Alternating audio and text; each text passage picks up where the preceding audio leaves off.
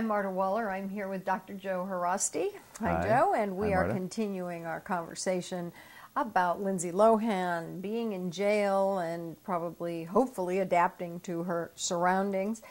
One of the things I was wondering about, and it's not just Lindsey Lohan, but there are people who are on probation, people who have scram bracelets, people who have to have random drug tests, who maybe have a prescription for hydromorphone, and that prescription pretty much is a hall pass almost for anything, heroin, morphine, any of that. Sure. So Lindsey, for example, looked totally out of it, and I could be totally wrong. I'm not accusing her, but she had a hall pass to take drugs. She couldn't drink. Right. Well, as as we mentioned before, what a difference 2 weeks makes.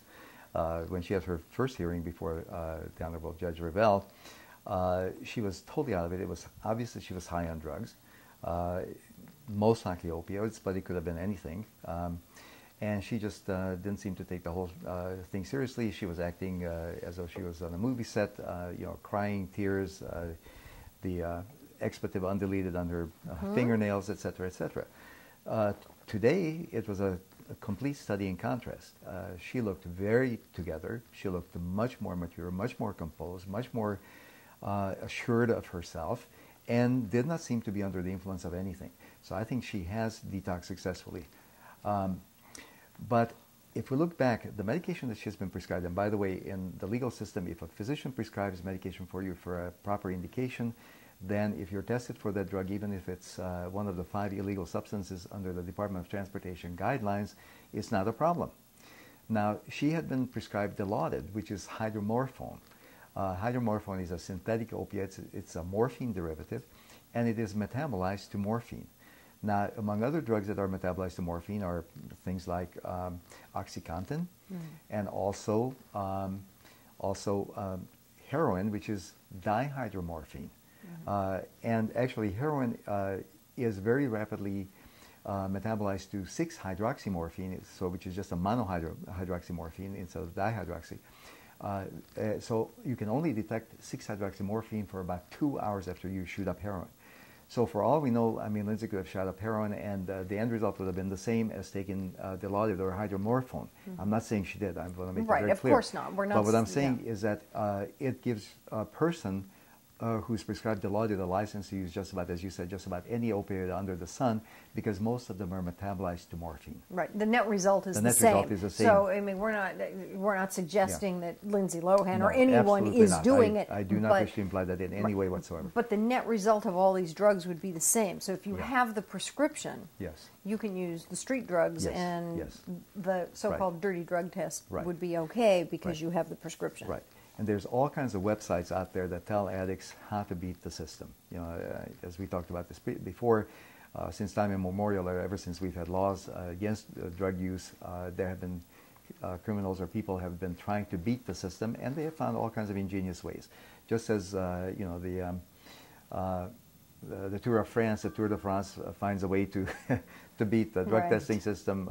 They all manage to find a way. And we know that the only way to win the Tour de France is to beat doping. There's just no other way. So obviously they found a way.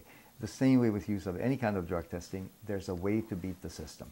Hey, you and I have discussed before people who have taken drugs for any length of time. You can get them off them, but then I think you said after about 6 weeks there's sort of a rebound effect. This is for stimulants. For stimulants. For stimulants. This is primarily for cocaine and methamphetamine.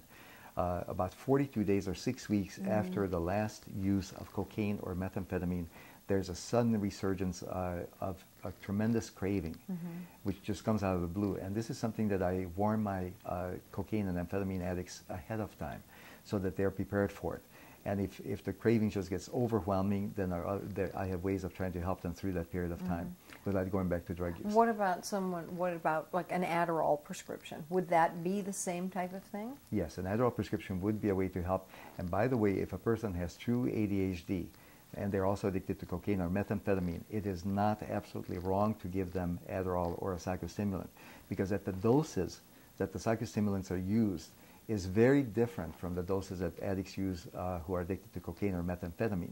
And that the usual therapeutic doses for Adderall or Vyvanse or any of these agents, Concerta or Ritalin, they are not going to have the same response, and it's not going to cause their addiction to come back. This is a myth that unfortunately is perpetrated by too many drug programs.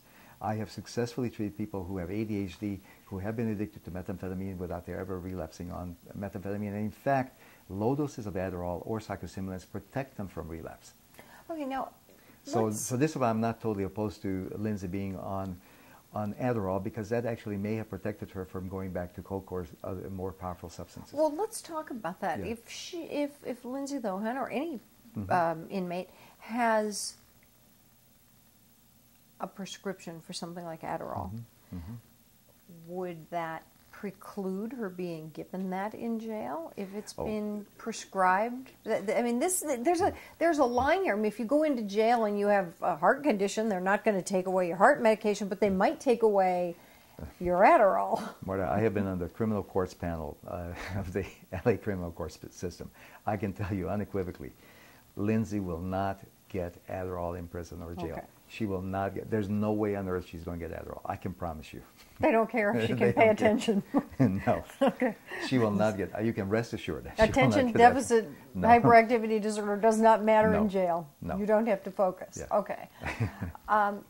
What are some of the, what psychiatric medications are allowed? Again, I have or are administered. Okay, right. I have not worked in the LA County jail system. However, many of my very good psychiatric friends have worked there, and they're very reputable and respected psychiatrists. I want you to understand, or I want people to understand that the jail system actually has a very good psychiatry department. This is for the Twin Towers and so on. And the person who headed that for many years was a Harvard-educated psychiatrist. Who was a good friend of mine, and he really ran a good program. And whoever's in charge now is doing an equally good job. I have many patients of mine who are also in the jail system or prison system. As I'm a forensic psychiatrist, I help in a lot of forensic defense cases or criminal defense cases. And what I have seen, Dr. Gene Kunzman is the person I was referring to. What I have seen is that they really do a careful assessment, and if someone needs to be in the mental health ward, they will make sure that that person gets there. They do not keep them in the general prison population. And they have their formulary, which is actually fairly standard, but they do not give any drugs of abuse or drugs that could be perhaps bartered among the inmates, et cetera, et cetera. And even if a patient, truly needed, say, like Adderall, what would happen is that the other inmates would threaten them, and they would not be safe to be given that type of a medication. They would try and take they it would away try to from take them. it away from them. So it actually is really for their own safety that these medications are not given to them. They don't give any benzodiazepines. They use other agents for anxiety disorders and so forth. So nothing that is a class 4 or lower drug, it's generally is never given in prison. So they only give medications that are life or death type meds. Exactly, like medication like a mood stabilizer, such as lithium or Depakote or Trileptal in someone who's bipolar, or they can give neuroleptic agents, but again, not the fancier newer ones, but the older, the workhorses, et cetera, because they have to watch the cost of their formulary and so forth. Things that but no they one's do a going very to good job. I want to emphasize that. Things that no one's going to kill for. Yes. That no one really wants, except because it's necessary to maintain you. Yes. Well, this has certainly been interesting. We're probably not going to hear a lot about Lindsey. I think little bits and pieces of information will dribble out from time to time, but it'll be interesting to see how she is when she comes out. We'll probably get one little flash of information, and then she'll be off again. Well, I certainly hope that she will make positive use of this time. I do too. I wish her the best. I think she's a wonderful person deep down. I really do wish her the best. I think we both do. And we'll pick up this discussion in a few days and see what news there is to pick up on. Until then, I'm Marta Waller. And I'm Dr. Joe Haraszti. Thank you so much for joining us.